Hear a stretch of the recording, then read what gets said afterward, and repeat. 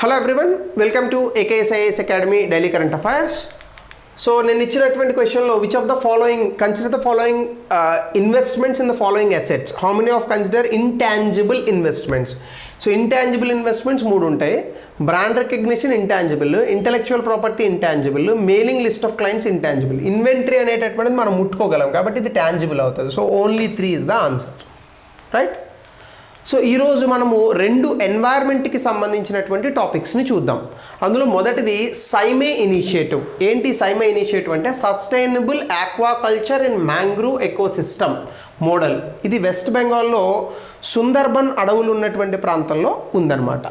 దీనికి ఇటీవల కాలంలో గ్లోబల్ టెక్నికల్ రికగ్నిషన్ అనేటటువంటి ఒక award food and agriculture organisation united నేషన్స్లో అది ఒక పార్ట్, ఒక ఆర్గనైజేషన్. సో వీళ్ళ నుంచి ఈ పర్టికులర్ అవార్డు వచ్చింది. ఇది ఎందుకు వచ్చింది అంటే బేసికల్గా సస్టైనబుల్ షింప్ ఫార్మింగ్ అంటే రొయ్యల పెంపకం. ఇది ఎట్లా చేస్తున్నారు? మడ అడవుల్ని కాపాడుతూ. సాధారణంగా రొయ్యల పెంపకం అంటే అక్కడున్న వ్యవసాయ క్షేత్రాలను పాడు చేసి చెరువులు తవ్వి అందులో రొయ్యలను పెంచుతూ ఉంటారు. ఇక్కడ అట్లా కాకుండా అక్కడ ఉన్నటువంటి మడ అడవుల్ని పాడు చేయకుండా ఆ ప్రాంతంలో వాటికి హాని కలిగించకుండా రొయ్యల పెంపకాన్ని చేస్తున్నారు. సో దీనివల్ల ఇక్కడ ఏమవుతుందంటే ఖచ్చితంగా మడ అడవుల తాలూకా డిస్ట్రక్షన్ అనేది జరగట్లేదు. సో అందుకే sustainable aquaculture and mangrove ecosystems అనేటటువంటిది మల్టీ స్టేక్ హోల్డర్ పార్ట్నర్షిప్గా చెప్తూ ఉంటారు దీన్ని. సో ఇది ఎకోసిస్టమ్, వెస్ట్ బెంగాల్లో ఉన్న మ్యాంగ్రూవ్ ఎకోసిస్టమ్ని పాడు చేయకుండా సుస్థిరమైన పద్ధతిలో రొయ్యల పెంపకం అనేటటువంటి జరుగుతుంది. దీనివల్ల బేసికల్గా ఇక్కడ వచ్చేటటువంటిది ఏంటంటే మ్యాంగ్రూవ్స్ పాడవకుండా ఇంకా రీస్టోర్ అవుతాయి. సాధారణంగా సముద్ర ప్రాంతాలకి దగ్గరగా ఉన్నటువంటి ప్రాంతాల్లో సముద్రం నుంచి నీరు కొంత వెనక్కి వస్తుందన్నమాట. ఈ వెనక్కి వచ్చేటటువంటి తరుణంలో అక్కడంతా ఉప్పు నీరు అవి ఉంటుంది. సో ఈ ప్రాంతాల్లోనే మనకు సాధారణంగా మ్యాంగ్రూవ్స్ ఇట్లాంటివి వస్తాయి. బ్యాక్ వాటర్స్ ఇవన్నీ కూడా టూరిస్ట్ ప్లేస్లకు కూడా పనికొస్తూ ఉంటాయి. సో ఈ ఇనిషియేటివ్లో brackish water shrimp aquaculture with mangrove restoration అంటే మడ అడవుల్ని కాపాడుతూ అందులో రొయ్యల పెంపకం అనేటటువంటి చేయడం. సో దీనివల్ల మారుతున్నటువంటి వాతావరణ మార్పులకి అనుగుణంగా climate adaptive and conservation linked livelihoods అంటే అక్కడ ఉన్న లోకల్ కమ్యూనిటీస్ ఎవరైతే ఉంటారో ఈ లోకల్ కమ్యూనిటీస్ని అక్కడ మనము వాళ్ళ తాలూకా జీవన ఉపాధి అవకాశాలు అనేటటువంటివి పోకుండా మడ అడవుల్ని కాపాడుతూ ఈ కన్జర్వేషన్ ఎఫర్ట్స్లో భాగంగా షింప్ కల్చర్ అనేటటువంటిది డెవలప్ చేశారనమాట. దీన్నే సైమే అని అంటారు. ఇది ఏంటంటే వాతావరణ మార్పులను తట్టుకునేటటువంటి విధంగా ఎకోసిస్టమ్ అనేటటువంటిది పాడవకుండా ఈ యొక్క తీర ప్రాంతాల్లో సుస్థిర తీర ప్రాంత అభివృద్ధిలో ఇది భాగంగా చెప్తూ ఉంటారు. సో కాబట్టి అలా ఈ సైమే ఇనిషియేటివ్ అనేటటువంటిది ఉంటుంది. దీన్ని ఇంప్లిమెంట్ చేసే వాళ్ళు గ్లోబల్ నేచర్ ఫండ్ అనేటటువంటి ఆర్గనైజేషన్, దీంతో పాటుగా nature environmental and wild life society news అంటారు, అలాగే నేచర్ ల్యాండ్, అలాగే Bangladesh environment and development society. వీళ్ళు ఎందుకు ఎంటర్ అయ్యారంటే వెస్ట్ బెంగాల్లో ఉన్నటువంటి ప్రాంతానికి బంగ్లాదేశ్ అనేటటువంటి చాలా దగ్గరగా ఉంటుంది. సో ఆబ్వియస్లీ వాళ్ళకు కూడా కొన్ని మ్యాంగ్రూవ్స్ అనేటటువంటివి ఉన్నాయి. సో ఇరు దేశాలకి ఆ ప్రాంతాల్లో ఉన్న మ్యాంగ్రూవ్స్కి ఇది ఉపయోగకరం కాబట్టి వాళ్ళని కూడా మనం అక్కడ యాడ్ చేసాం. సో అట్లానే ఇక్కడ మ్యాంగ్రూవ్స్ అంటే ఏంటి? సాధారణంగా సాల్ట్ వాటర్ అంటే ఉప్పు నీటిలో ఏ రకమైనటువంటి ప్లాంట్స్ సాధారణంగా పెరగవు. కానీ ఈ మ్యాంగ్రూవ్స్ అనేటటువంటివి ఎన్నో సంవత్సరాల నుంచి ఈ ఉప్పు నీటిలో కూడా ఎలా పెరగాలి అనేటటువంటిది అలవాటు చేసుకొని అక్కడ ఉన్నటువంటి దానికి అడాప్టేషన్ అయ్యి పెరిగినటువంటి మొక్కలు. అది చాలా పవర్ఫుల్గా ఉంటాయి. అంటే సాధారణంగా ఈ ఉప్పుని అవి కాండం నుంచి పీల్చుకున్నప్పటికీ ఆకుల నుంచి వదిలేస్తుంటాయి. అందుకే మీకు మ్యాంగ్రూవ్ ట్రీస్ ఆకులను పట్టుకుంటే ఉప్పు తగులుతుంది మీకు. సో అట్లా salt tolerant trees and shrubs found in coastal intertidal zones. Intertidal zones అంటే ఏంటి? సముద్రంలో ఉన్నటువంటి నీరు ఆ దగ్గరగా ఉన్నటువంటి తీర ప్రాంతాలు. ఇవి tropical and sub tropical reasons అంటే ట్రాపిక్ ఆఫ్ క్యాన్సర్ ఈ ప్రాంతాలకి కొంచెం అటు ఇటుగా ఉంటాయన్నమాట. సో ఇందులో కొన్ని క్యారెక్టరిస్టిక్స్ వాటికి ఉన్నటువంటి లక్షణాలు ఏంటంటే ఒకటి సాల్ట్ టాలరెంట్ అంటే ఉప్పుని తట్టుకోగలిగినటువంటి కెపాసిటీ ఉంటుంది. రెండు ఏరియల్ రూట్స్, దీన్ని న్యూమాటోఫోర్స్ అని అంటారు. అంటే ఇవి ఏం చేస్తాయి? Absorbing oxygen from the air in the water logged soil. సాధారణంగా కింద బాగా వాటర్ ఉన్నటువంటి భూమి ఉన్నప్పటికీ కూడా ఇవి ఆ ఆకుల నుండే ఆక్సిజన్ని తీసుకునేటటువంటి కెపాసిటీని కలిగి ఉంటాయి అన్నమాట. సో అట్లా ఈ రెస్పిరేషన్ అనేటటువంటి దాన్ని కూడా సాల్ట్ నిండి ఉన్నటువంటి సాయిల్స్లో కూడా ఇవి బతికేటటువంటి ఒక అడాప్టేషన్ని మార్చుకున్నాయి.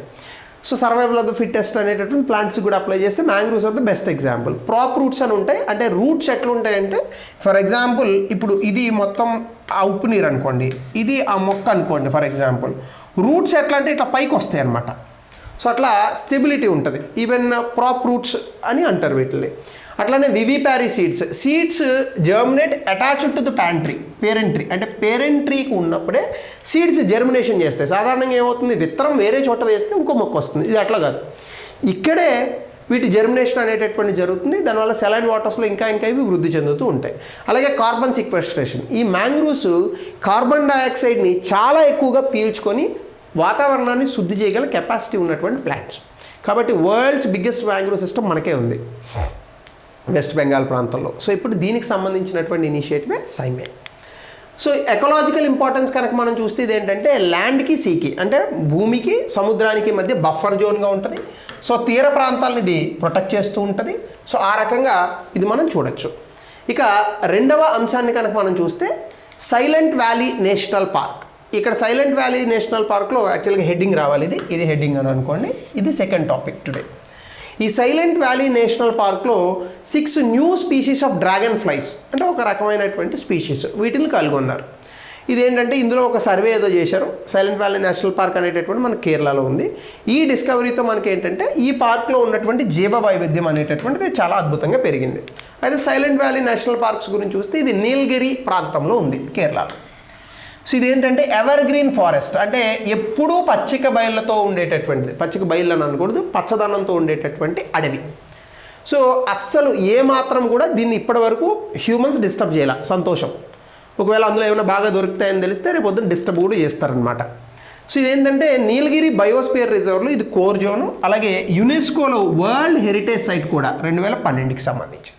సో అప్రాక్సిమేట్గా 237 కిలోమీటర్ల విస్తీర్ణంలో ఉంది. ఇది ఆల్టిట్యూడ్ కూడా 650 నుంచి 2300 అడుగులు ఈ యొక్క సముద్ర ఉపరితలం నుంచి ఇది ఉన్నది.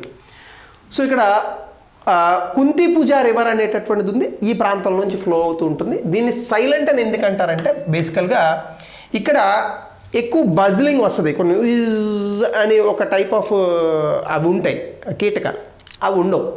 దాన్ని కికాడెస్ అని అంటారు. ఈ కికాడెస్ లేకపోవడం వల్ల అక్కడ అసలు ఏమాత్రము సౌండ్ అనేటటువంటి తక్కువగా ఉంటుంది. సో అందుకే దీన్ని సైలెంట్ వ్యాలీ నేషనల్ పార్క్ అని అంటారు. సో ఎగ్జామినేషన్లో జనరల్గా ఇట్లాంటివి వస్తుంటాయి. ఇందులో మనకు దొరికేటటువంటి మొక్కలు ఏంటంటే ట్రాపికల్ ఎవర్ గ్రీన్ ఫారెస్ట్ ఉంటాయి, అలాగే సబ్ ట్రాపికల్ లీవ్డ్ అంటే హిల్స్ మీద ఉండేటటువంటివి, అలాగే మౌంటైన్ అంటే ఎక్కువగా పర్వత ప్రాంతాల్లో మనకు దొరికేటటువంటి టెంపరేట్ ఫారెస్ట్, ఎక్కువ చలిని తట్టుకోగల కెపాసిటీ ఉంటుంది. అలాగే అక్కడ కొన్ని గ్రాస్ ల్యాండ్స్ గడ్డి భూములు కూడా ఉంటాయి. అలాగే ఫ్లోరా ఎక్కువగా పూలు పూచేటటువంటి వాటిలో 1000కి పైగా స్పీషీస్ అక్కడ ఉన్నాయి. అలాగే అందులో కొన్ని ఆర్చిడ్స్ ఉన్నాయి, అలాగే ఫర్న్స్, ఇంకా రకరకాలవి అవి మనకి ఎట్లాగా గుర్తుండవు కాబట్టి. అయితే కొన్ని మెడిసినల్ ప్లాంట్స్ అంటే కొన్ని హర్బల్ ప్లాంట్స్ మందులకు ఉపయోగించేటటువంటి ఉన్నాయి, అవే కుల్నియా ట్రీస్ అని అంటారు. అలాగే ఫోనా చూస్తే ఇక్కడ లైన్ టైల్డ్ మకాకు అంటే కోతి జాతికి చెందినటువంటి ఒక యానిమల్, చాలా ఇంపార్టెంట్ ఇది. ఈ మధ్యకాలంలో దీన్ని ఎక్కువగా చంపేస్తున్నారు, అందుకని ఇది ఎండేంజర్డ్ కూడా వెళ్ళిపోయింది. ఇది కేవలం వెస్ట్రన్ ఘాట్స్లోనే దొరుకుతుంది ఇది. మళ్ళీ ఇలాంటి లైన్ టైల్డ్ మకాకోస్ అది చూడాలంటే మనం ఆల్మోస్ట్ ఆల్ అమెజాన్ అడవుల్లోకి పోవాలి. సో కాబట్టి అట్లా లైన్ టైల్ మెకాకో అనేటటువంటిది కూడా వెరీ ఫేమస్ హియర్. సో ఇట్లాంటివి మనకి వెరీ రెగ్యులర్గా ఎగ్జామ్లో అడుగుతాడు. సో అట్లానే ఇంకా అదర్ ఏంటంటే నీలగిరి లాంగూర్, ఇదొకటి చాలా ఇంపార్టెంట్. ఇంక ఇవన్నీ ప్రతి చోట మనకు కనిపించేవే. బర్డ్స్లో కూడా గ్రేట్ ఇండియన్ హార్న్బిల్, ఇది చాలా ఇంపార్టెంట్ మనకి. సో మిగతావన్నీ కూడా మనకి జనరల్గా కనిపించేటటువంటి యానిమల్స్ అండ్ బర్డ్స్. సో అది 2 టాపిక్స్ విచ్ ఆర్ ఇంపార్టెంట్. దీనికి రిలేటెడ్గా మీకు ఒక క్వశ్చన్ ఇచ్చాను, దయచేసి ఆన్సర్ని కమెంట్ సెక్షన్లో పెట్టండి. తక్కువ మంది పెడుతున్నారు, దయచేసి ఎక్కువ మంది ఆన్సర్ చేయండి. అట్లానే discuss the ecological significance of the Silent Valley National Park, highlight the biodiversity and emphasise the importance. ఇది 200 పదాలు రాయండి. రైట్. సో ఇది ఈరోజు టాపిక్. ఇంకా ఏమైనా కొత్త టాపిక్స్ మీరు నేను చెప్పాలని అనుకుంటే either economy are current affairs, because నా సబ్జెక్ట్ ఎకానమీ కాబట్టి. So please put it in the comment section, I will explain that. Thank you, have a good day.